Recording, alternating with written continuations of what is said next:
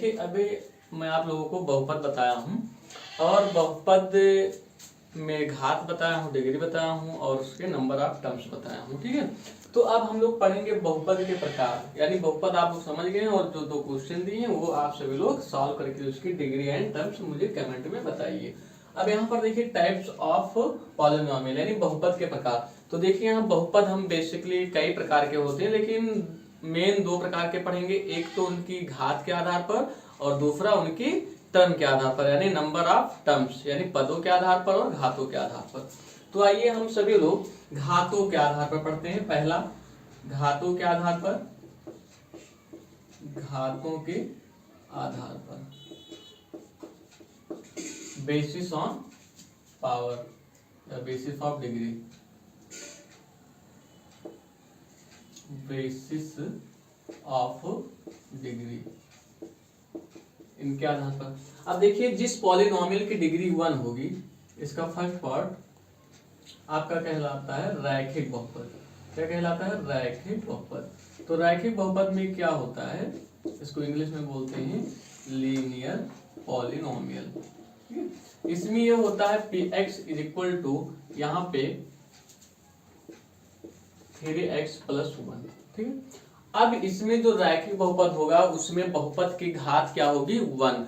और अभी बताया गया कि जिस पॉलिनोमियल के यानी बहुपद की अधिकतम घात उसकी घात कहलाती है। अब यहाँ पर हम देखेंगे तो इसकी घात क्या है? अधिकतम 1। और यहाँ पर अगर लिखना भी चाहे तो 0। तो 0 और 1 में कौन बड़ा होता है? 1। तो इसलिए इसकी जो घात है क्या है? 1। तो अतः आपका जो 3x + 1 है एक ऐसा बहुपद है, रैखिक बहुपद है। ठीक है, अब इसी प्रकार से आपका जो नंबर 2 आता है वो आपका आता है द्विघात बहुपद।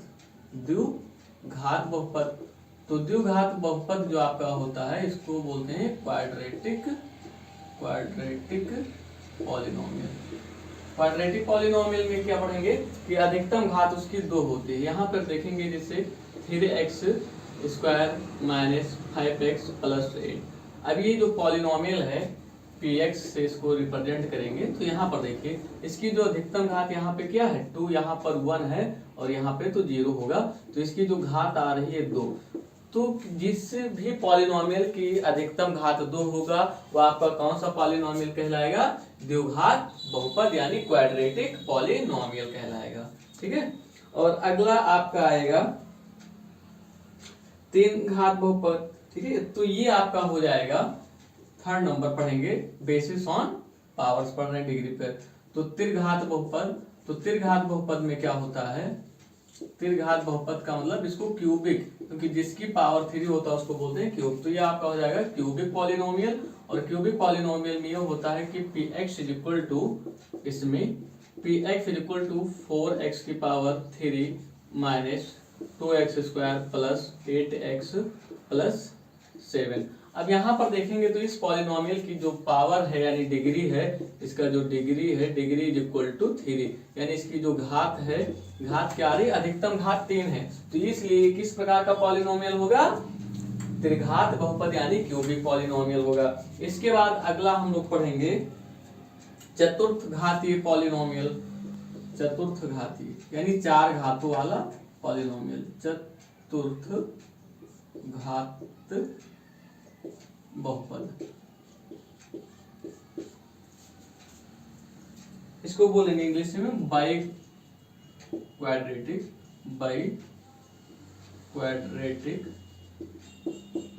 पॉलिनोमियल। इसमें क्या होगा? जिस बहुपद की अधिकतम घात 4 होगी, यहाँ पर 2x⁴ plus 7x³ minus 6x + 5।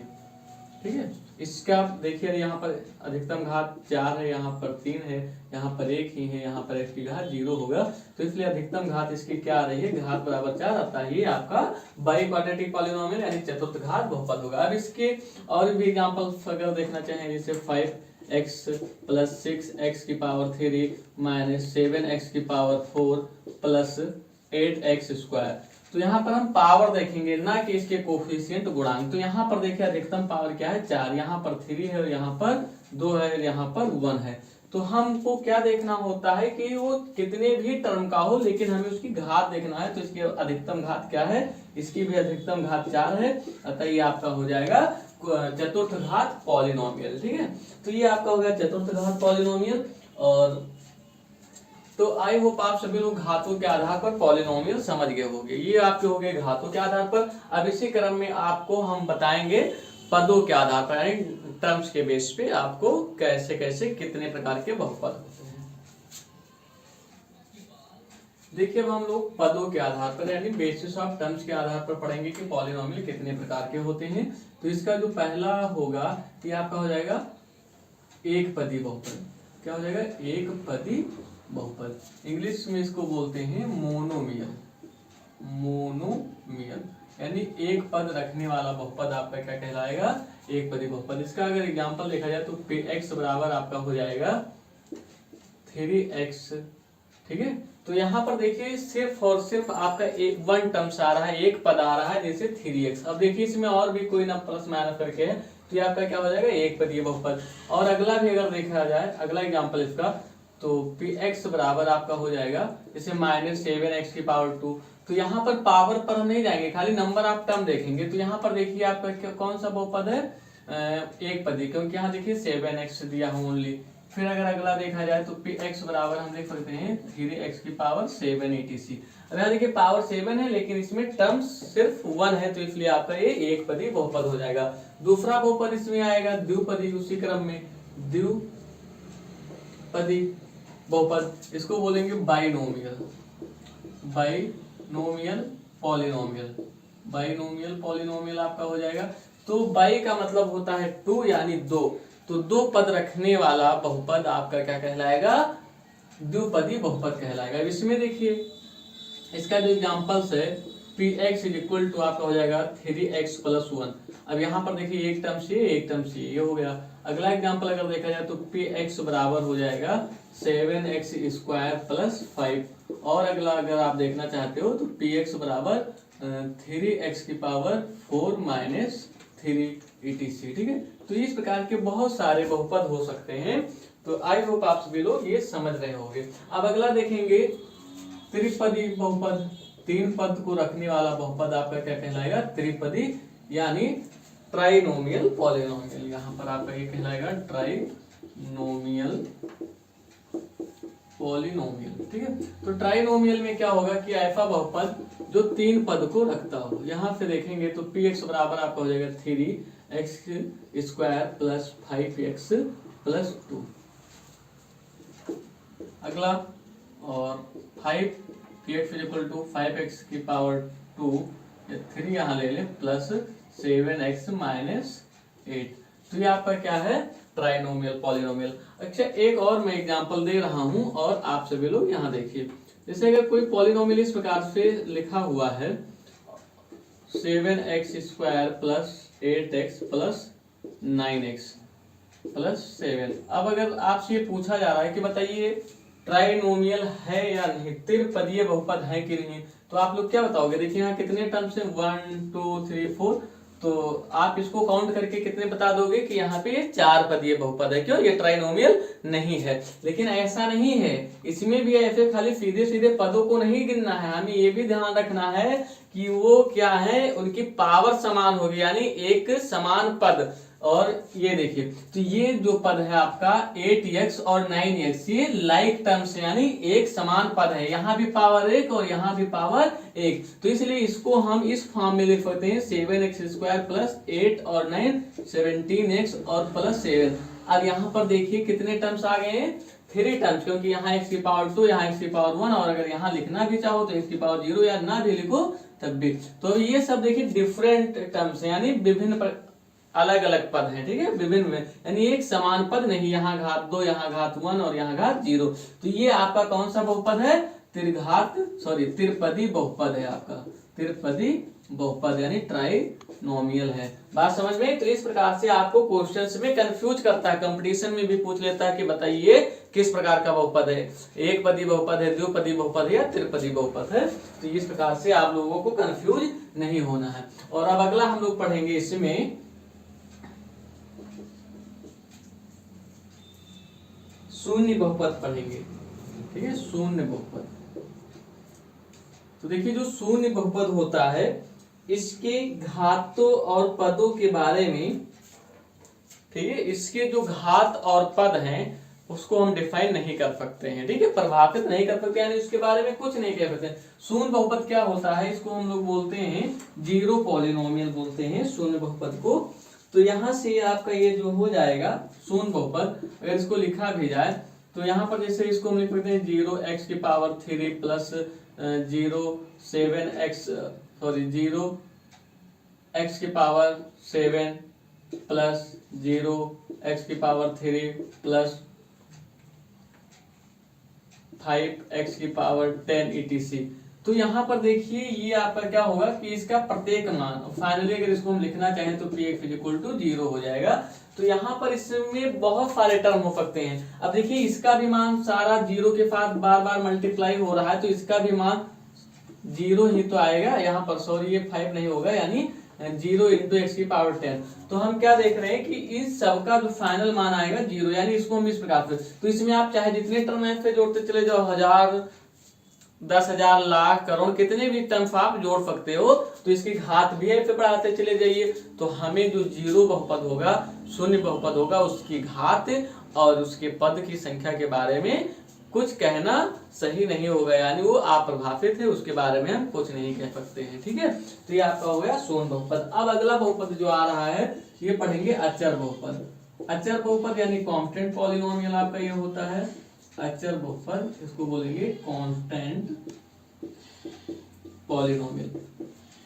अचर से आप लोग बहुत पहले से परिचित हो। कांस्टेंट का मतलब होता है जो फिक्स रहता है, यानी जिसका मान बदलता नहीं, नियत रहता है। जैसे अगर आपके पास 5 रुपए है तो चाहे वो आप लेकर के जाओ या कोई 2 साल का बच्चा लेकर के जाए, या चाहे वो प्रधानमंत्री के पास में रहे, तब भी उसकी कीमत क्या होगी 5, यानी बदलेगा नहीं, ठीक है। और इससे अगर आपसे कोई पूछता है कि बताइए ये पेन या मार्कर आप कितने का खरीद कर लाए, तो जिससे अगर मैं इसको 30 रुपया 20 रुपया बता दिया तो ये प्राइस क्या होगा, कांस्टेंट होगा, फिक्स होगा, यानी जिसमें नंबर। और अगर हम कह दें कि ये x रुपए का है या y रुपए का है या ये, तो इस प्रकार से जब हम कहेंगे तो आप अपने उनमें कुछ भी इसका मान एज्यूम कर सकते हो, मान सकते हो पता नहीं 20 का लाए, 10 का लाए या 15 का लाए या 50 भी, यानी जिसका मान बदलता रहे उसको हम लोग बोलते हैं चर बोलते हो। जिसका मान फिक्स रहता है, नहीं बदलता, वो आपका क्या कहलाता है, अचर। तो अचर में जैसे यहाँ आपका 5 हो गया या फिर 7 हो गया, 7x⁻0 और अंडर etc, ये सब आपके क्या है, अचर बहुपद है। देखिए x⁻0 का मान 1 होगा और 7 का 1 के साथ मल्टीप्लाई होगा तो 7। इसमें सिर्फ और सिर्फ कोई वेरिएबल नहीं आ रहा है, यानी मान सबका निश्चित है, फिक्स है। तो ये आपके हो गए बहुपद के प्रकार। तो मैं आशा करता हूं कि आप सभी लोग बहुपद को भली बात समझ गए होंगे, या फिर भी अगर आपको कोई डाउट है, कहीं नहीं समझ में आ रहा, तो आप नीचे कमेंट बॉक्स में जा करके अपने डाउट को क्लियर कर सकते हैं। तक आपको पढ़ाया हूं तो बहुपद में हर बार px करके लिखता हूं, तो कुछ बच्चों के मन में एक कंफ्यूजन होता है कि क्या बहुपद को x से ही लिखा जाता है। x का मतलब होता है कि वो x यानी किस वेरिएबल में बहुपद होता है, तो जिस वेरिएबल में होता है उसमें लिखा जाता है, p फॉर पॉलिनोमियल। अगर यहाँ हम चाहे t भी लिख लें या यस ले, तो आपको कहीं कहीं मिलेगा pt बराबर जैसे 2t⁻3 plus 5t⁻4 minus 6t⁻2 plus 8। तो ये आपका जो ये भी एक बहुपद है, और ये किस वेरिएबल में है, तो पॉलिनोमियल t में, यानी t में बहुपद है। और इसकी अगर घात पूछा जाए तो अधिकतम घात यहाँ पर देखिए 4 है, तो इसका जो घात हो जाएगा ये 4 घात का आपका बहुपद हो जाएगा, ठीक है।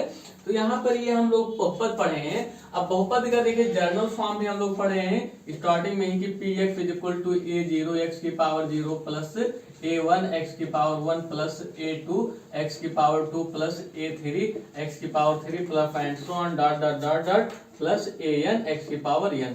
अब यहाँ पर देखिए आपका जो क्या है कि a0 a1 a2 a3 dot dot dot and so on an, ये सब आपके क्या है, वास्तविक संख्याएं हैं, रियल नंबर है, ठीक है, वास्तविक संख्याएं हैं। यहाँ पर कोई वास्तविक संख्या होगा, वास्तविक संख्या तो आप सभी लोग समझ ही रहे हो, और अगर नहीं समझ रहे हैं तो आप स्टार्टिंग में मेरी फर्स्ट वीडियो में जो क्लास 10th की है वहां पे जाकर देख सकते हैं अच्छे से, क्योंकि मैं बताया हूँ, ठीक है, रियल नंबर, क्योंकि आपका जो फर्स्ट चैप्टर हो रियल नंबर से ही स्टार्टिंग हो रहा है। अब यहाँ पर कोई रियल नंबर जैसे कैसे, देखिए यहाँ क्या है आपका जैसे 2, तो अगर इस एग्जांपल में हम 2 को देखेंगे, 5 को देखेंगे या 6 को देखेंगे, तो ये सब आपके क्या है, A0, A1, A2 और A3 के प्लेस पर ही तो है, उसके गुणांक है ना।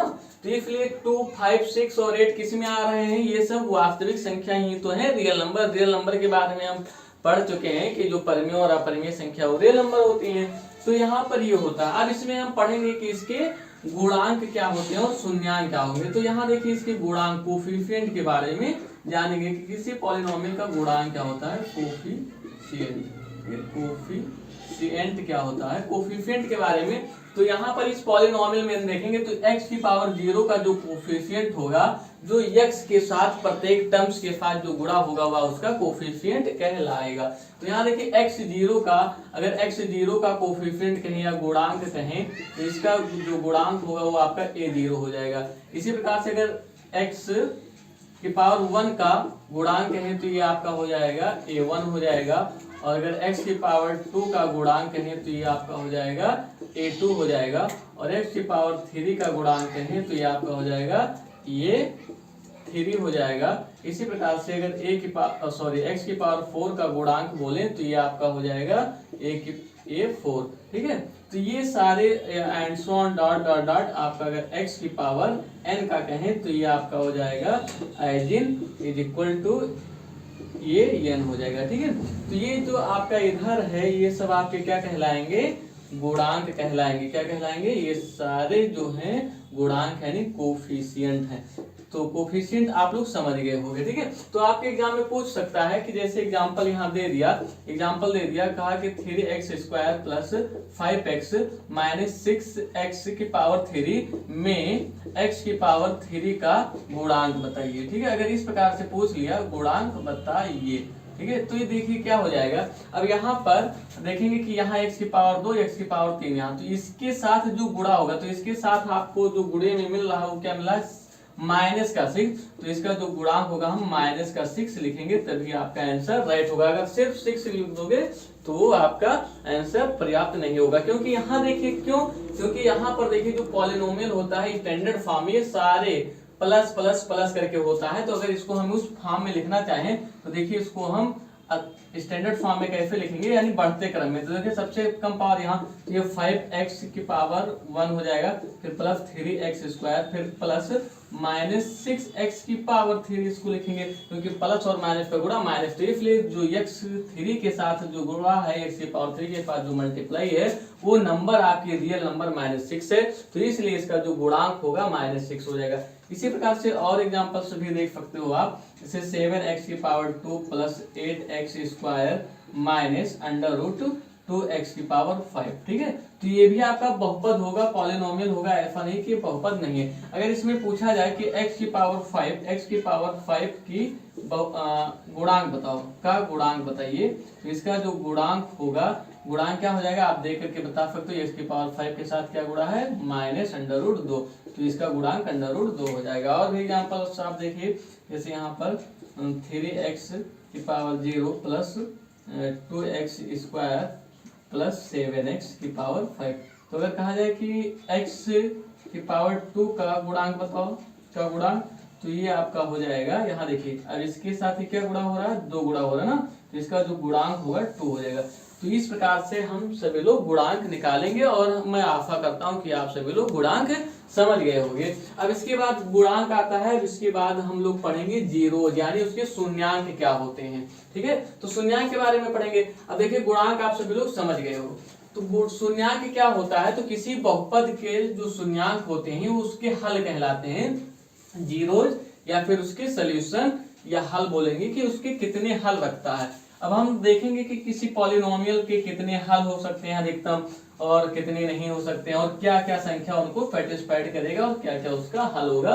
तो ये सब कोई बहुत मुश्किल नहीं होगा, हम सभी लोग आसानी से देखेंगे और जान जाएंगे, कोई परेशान होने की आवश्यकता नहीं है। तो गुणांक आप सभी लोग समझ गए होंगे। अब देखेंगे जीरोज, देखेंगे, इसको शून्याङ्क बोलते हैं, शून्याङ्क भी बोलते हैं, या मूल भी कह सकते हो, या इसको आप हल कह सकते हो। ठीक है, ये सारा चीज आप कह सकते हो कि इसकी क्या क्या हल होंगे। तो एक एग्जांपल की मदद से मैं आप लोगों को समझाना चाहूंगा। एग्जांपल एक ले रहा हूं, जैसे यहाँ पर अगर कोई पॉलिनोमियल है px, पॉलिनोमियल किसमें, एक्स में है। जैसे यहाँ पर अगर मैं लिख दूं 3x⁴ प्लस 5x प्लस 7। अब अगर कहा जाए कि बताइए इसके कितने शून्यांक होंगे, यानी इसके कितने हल। अरे देखिए बहुपद है तो किसी भी बहुपद का जो उसके सोल्यूशन होंगे उसके नंबर ऑफ पावर्स, यानी उसकी जितनी डिग्री होगी उतनी उसके सोल्यूशन रखेगा प्रत्येक पॉलिनोमियल। तो यहाँ पर देखिए इसकी जो डिग्री होगी, डिग्री बहुत इंपॉर्टेंट है, जब डिग्री आप नहीं जान पाओगे तो नहीं। अब इसकी देखिए जो डिग्री है, अधिकतम पावर यहाँ पर 2 है ना, तो इसलिए इसकी जो डिग्री होगी यानी घात होगी क्या हो जाएगी, 2 हो जाएगी। तो इसलिए इसके कितने हल होंगे, 2। अब यहाँ पर x के प्लेस पर हम क्या पुट कर दें कि इसका मान 0 हो जाएगा। ऐसे दो मान अगर हम पता कर लेंगे तो ये कहेंगे कि इसकी ये हल होंगे।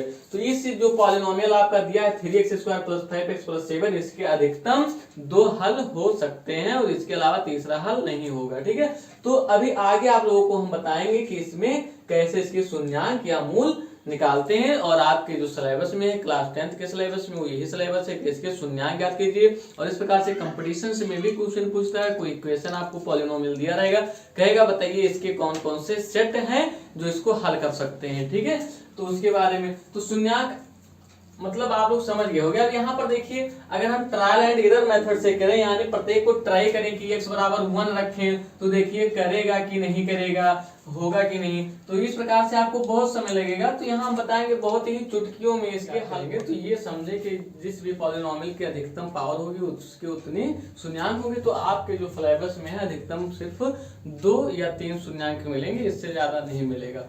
तो यहाँ पर देखिए क्वाड्रेटिक इक्वेशन हम लोग पढ़ रहे हैं, इसमें क्या है कि अधिकतम घात इसकी 2 है, इसलिए आपका द्विघात समीकरण है। तो इसके अगर हमें शून्यांक निकालना है कि इसके शून्यांक क्या क्या होंगे, तो इसके अधिकतम शून्यांक कितने होंगे, 2, क्योंकि इसकी घात 2 है। अब देखिए जब शून्यांक निकालेंगे तो x की जो वैल्यू पुट करेंगे, यानी जिस मान पर होगा उसका मान 0 हो जाएगा।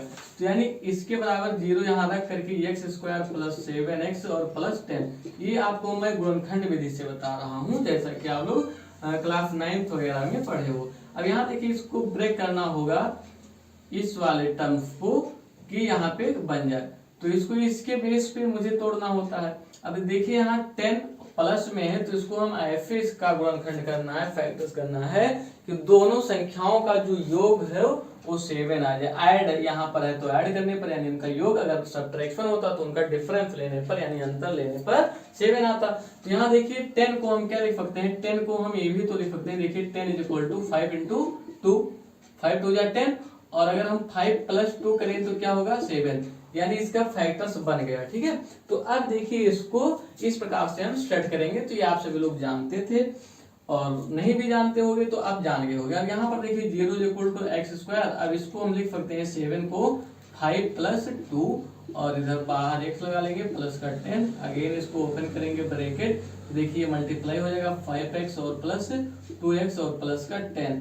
अब देखिए इसमें से कॉमन करेंगे, इसमें कॉमन हो जाएगा और इसमें कॉमन होगा। कॉमन का मतलब जो सेम होगा। अब यहाँ पे देखिए x हम कॉमन कर सकते हैं तो x प्लस ये आपका 5 हो जाएगा और प्लस यहाँ पे देखिए 2 यहाँ भी है और 2 यहाँ, तो जब 2 कॉमन करेंगे तो x प्लस 5 हो जाएगा।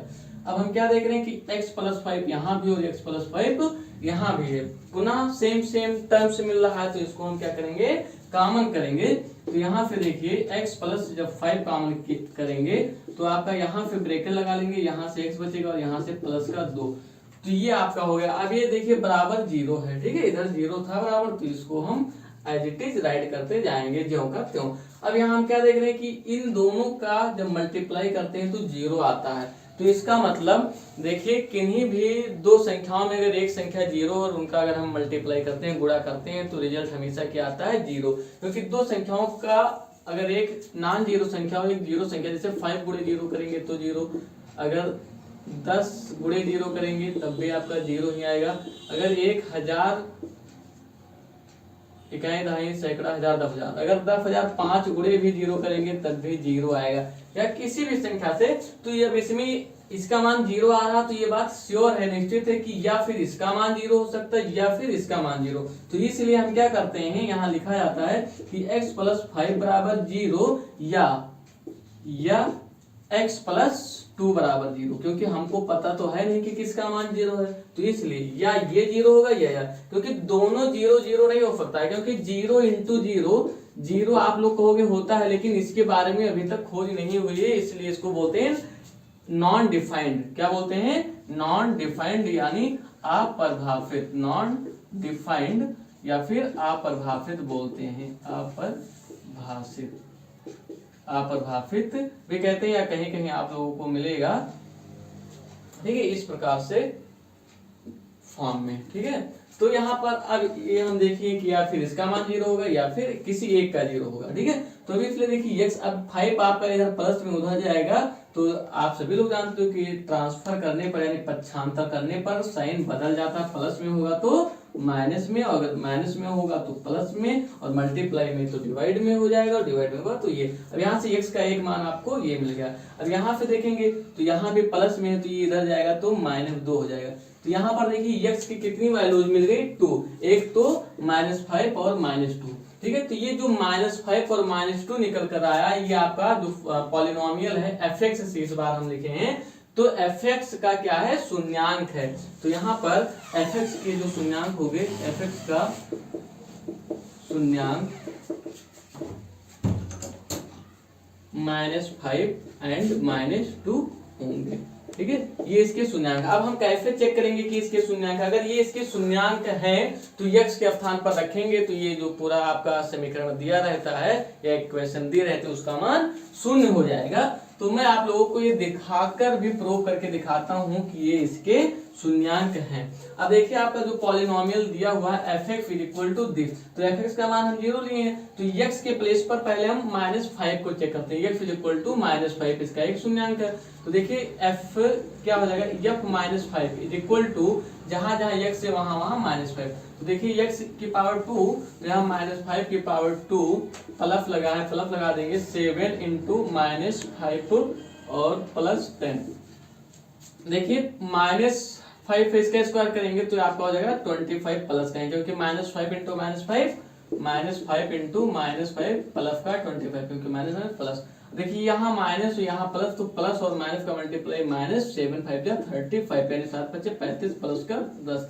अब आप लोग डी मास पढ़े होगे, क्लास 4th में पढ़े होगे, वहां से पढ़ते आ रहे हो। तो डी मास में क्या किया जाता है? डी मास का मतलब होता है पहले डिवाइड, फिर नंबर 2 पे मल्टीप्लाई, फिर ऐड और फिर सब्ट्रैक्ट। ठीक है, इस क्रम में किया जाता है। तो यहाँ पर देखिए ना डिवाइड है ना मल्टीप्लाई है, लेकिन इसके बाद जो टर्म आता है ऐड आता है, तो हम क्या करेंगे? ऐड। तो देखिए यहाँ पर ये 25 हो रही है, माइनस का 35, ये प्लस का 10। अगर आपको कंफ्यूजन होता है तो आप यहाँ देखिए इसको ऐड कर लो, तो 25 और 10 क्या हो जाएगा? 35, और ये आपका क्या है? माइनस का 35। आप देखिए 35 में 35 सब्ट्रैक्ट करोगे तो क्या आएगा? 0। तो देखिए f -5 का मान क्या आ गया? 0, यानी x के प्लेस पर जब हम -5 रखते हैं तो उसका मान 0 आता हमें पता चल गया कि यह इसका शून्यांक है। अगर 0 ना आता तो उसका शून्यांक नहीं होता। इसी प्रकार से हम x = -2 को रख करके भी चेक कर सकते हैं, और मैं आप लोगों को करके दिखा भी दे रहा हूँ। देखिए x के प्लेस पर देखिए यहाँ f(x) था ना, f(x) = x² + 7x + 10। तो x के स्थान पर मैंने क्या रख दिया? -2 रख दिया। अब यहाँ पर सेम इसी प्रकार से इधर भी पुट कर देंगे, तो यहाँ देखिए -2 की पावर 2 प्लस 7 इंटू -2 प्लस 10। ठीक है, अब यहाँ पर देखेंगे तो ये हो जाएगा 2 दूनी 4, इसका स्क्वायर, और ये 7 दूनी प्लस -14 और प्लस का 10। तो ऊपर की भांति इसको भी ऐड किया जाएगा, तो 10 और 4 कितना हो जाएगा? 14, और 14 में 14 को सब्ट्रैक्ट करेंगे तो 0। तो यहाँ से क्या आप देख रहे हो कि f -2 को भी जब रखा जाता है x के प्लेस पे तब भी 0 आ जा रहा है। तो यानी जो -5 और -2 है यह इसके शून्यांक हो गए। अब अगर इसके अलावा -5 और -2 के अलावा कोई भी संख्या अगर आप इसमें रखोगे और अगर वो 0 आ जाएगा तो वह उसका शून्यांक होगा। लेकिन अगर इस प्रकार से कोई भी संख्या, मैं चैलेंज करता हूं कि नहीं होगा, अगर आप लोगों को लगता है कि होगी तो आप संख्या पुट करके दिखाइए। अगर 0 ला रहे हैं तो क्वेश्चन मेरे कमेंट में दिखाइए कि सर इतना रखने पर आ रहा है, तो मैं आप सभी लोगों को 1000 का नगद पुरस्कार दूंगा।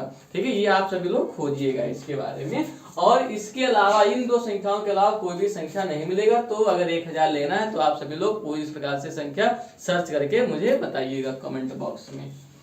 जो उसके सोल्यूशन होंगे उसके नंबर ऑफ पावर्स यानी उसकी जितनी डिग्री होगी उतनी उसकी सोल्यूशन रखेगा प्रत्येक पॉलिनोमियल। तो यहाँ पर देखिए इसकी जो डिग्री होगी, डिग्री बहुत इंपॉर्टेंट है, जब डिग्री आप नहीं जान पाओगे तो नहीं। अब इसकी देखिए जो डिग्री है, अधिकतम पावर यहाँ पर 2 है ना, तो इसलिए इसकी जो डिग्री होगी यानी घात होगी क्या हो जाएगी, 2 हो जाएगी। तो इसलिए इसके कितने हल होंगे, 2। अब यहाँ पर x के प्लेस पर हम क्या पुट कर दें कि इसका मान 0 हो जाएगा। ऐसे दो मान अगर हम पता कर लेंगे तो ये कहेंगे कि इसकी ये हल होंगे। तो इस जो पॉलिनोमियल आपका दिया है 3x² + 5x + 7, इसके अधिकतम 2 हल हो सकते हैं और इसके अलावा तीसरा हल नहीं होगा। ठीक है, तो अभी आगे आप लोगों को हम बताएंगे कि इसमें कैसे इसके शून्यांक या मूल निकालते हैं। और आपके जो सिलेबस में है क्लास 10th के सिलेबस में, वो यही सिलेबस है कि इसके शून्यांक ज्ञात कीजिए। और इस प्रकार से कंपटीशन में भी क्वेश्चन पूछता है, कोई इक्वेशन आपको पॉलिनोमियल दिया रहेगा, कहेगा बताइए इसके कौन कौन से सेट हैं जो इसको हल कर सकते हैं। ठीक है, तो उसके बारे में तो शून्यांक मतलब आप लोग समझ गए हो गया। अब यहाँ पर देखिए अगर हम ट्रायल एंड एरर मेथड से करें, यानी प्रत्येक को ट्राई करें कि x बराबर 1 रखें, तो देखिए करेगा कि नहीं करेगा, होगा कि नहीं। तो इस प्रकार से आपको बहुत समय लगेगा। तो यहाँ हम बताएंगे बहुत ही चुटकियों में इसके हल को निकालने के तरीके बताएंगे। ठीक है, तो आप सभी लोग देखिए लोअर क्लास 8 में भी पढ़े होंगे, 9th में भी पढ़े होंगे गुणनखंड करना। तो इसका गुणनखंड करेंगे, इस प्रकार से निकाल सकते हैं कि इसके कितने हल होंगे। और यहाँ पर देखिए आप लोगों को मैं एक मास्टर मेथड बताने जा रहा हूँ जिसको श्रीधराचार्य मेथड बोलते हैं या क्वाड्रेटिक मेथड भी बोलते हैं। ठीक है, तो क्वाड्रेटिक मेथड क्या बोलते हैं, क्वाड्रेटिक इक्वेशन आप सभी लोग जान ही गए हो। देखिए द्विघात बहुपद, ठीक है, द्विघात बहुपद क्या, अब देखिए इसकी जो अधिकतम घात 2 है, तो इस बहुपद का नाम क्या होगा, द्विघात बहुपद, घातों के आधार पर, जैसा कि मैंने आप सभी लोगों को बताया हूँ। ठीक है, तो ये क्वाड्रेटिक या द्विघात बहुपद होगा। तो इसमें द्विघात बहुपद यानी क्वाड्रेटिक पॉलिनोमियल। ठीक है, क्वाड्रेटिक पॉलिनोमियल में क्या होगा, इसका जो स्टैंडर्ड फॉर्म होता है px = ax² + bx + c, जहां a does not equal 0, यानी a कभी आपका 0 नहीं हो सकता है। जो x² के साथ गुणा होगा वो कभी 0 नहीं होगा, यानी अधिकतम घात रखने वाला। b और c आपका 0 हो सकता है क्योंकि 0 भी आपका रियल नंबर में आ रहा है। तो ये आपका क्वाड्रेटिक इक्वेशन है। अब इसके लिए जो धराचार्य जी ने मेथड दिया वो बताया कि x, क्योंकि पॉलिनोमियल आपका x में है, तो x = इसका जो फार्मूला होता है -b ± √b² - 4ac अब टोटल का अपान 2a। तो ये जो फार्मूला होता है ये कहलाता है श्रीधराचार्य मेथड से, या इसको क्वाड्रेटिक फार्मूला भी हम लोग बोलते हैं। अब देखिए इसकी मदद से अगर हम निकालना चाहें कि x के कितने मान हो सकते हैं, कौन कौन से, तो देखिए यहाँ पर ये प्लस और माइनस 2 बार लगा, इसका मतलब एक मान पॉजिटिव में होगा, एक मान नेगेटिव में। तो इस एग्जांपल का हम इससे कंपेयर करेंगे तो यहाँ पर देखिए हमें क्या मिलेगा, a क्योंकि यहाँ x² के स्थान पर ये है और यहाँ a² के साथ मल्टीप्लाई क्या है 3, तो ये का मान 3 हो जाएगा और b का मान यहाँ से क्या मिल जाएगा 5 हो जाएगा और c का मान क्या हो जाएगा c = 7। तो ये जो क्वाड्रेटिक फार्मूला ये किसी भी क्वेश्चन को, कितना टफ से टफ क्वेश्चन होगा, द्विघात समीकरण है आपका, तो आसानी से इससे हम इसके जीरो या शून्यांक को ज्ञात कर सकते हैं। अब देखिए क्योंकि आपका जो वेरिएबल है x में, तो x = फार्मूला लगाएंगे, वो फार्मूला यहाँ देखिए माइनस लगा था, b की वैल्यू 5 है तो हम 5 रख देंगे, प्लस है फिर माइनस है तो एज इट इज राइट किया जाएगा। फिर यहाँ देखिए b² - 4ac है तो b का मान यहाँ पे आपका क्या गिवन है 5, तो 5 का स्क्वायर कर दीजिए, माइनस लगा है, फिर 4 × a, तो ये का मान 3 है और c का मान क्या है 7 अपान टोटल का अपान 2a, तो ये का मान क्या है 3। अब यहाँ पर देखिए इसको मल्टीप्लाई करेंगे तो ये तो -5 ही रहेगा, प्लस माइनस अंडर रूट, ये देखिए 55 हो जाएगा 25 क्योंकि इसका स्क्वायर माइनस लगा है और यहाँ 4 × 12 और 12 फते 84, तो ये माइनस का आपका क्या हो जाएगा 84 और बटा 2a, सॉरी 2 गुणे, तो ये आपका हो जाएगा 6। तो यहाँ से अगर देखा जाए तो अब इसके कितने सोल्यूशंस हो जाएंगे, इसको और हल करेंगे तो ये = आपका हो जाएगा -5 और प्लस माइनस अंडर रूट, अब यहाँ 84 माइनस में है तो इसको घटाया जाएगा, यहाँ से देखिए माइनस में आपका बचेगा तो 14 में 5 जाएगा 9 बचेगा और यहाँ से आपका बच रहा है 7 में 2 जाएगा तो 5 बचेगा।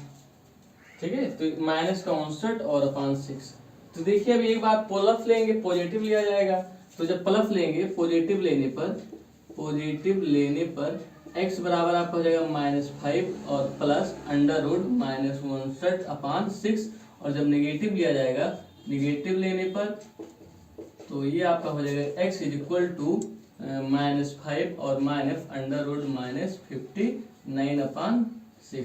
तो इस प्रकार से देखिए इसके दो हल मिल गए, ठीक है। एक देखिए प्लस में, यहाँ ये माइनस में, तो ये अलग अलग आपके दो मान। इस प्रकार से हम इससे निकाल लेंगे कि कैसे शून्यांक निकलेंगे। तो देखिए इसके दो अलग अलग शून्यांक निकल आए हैं।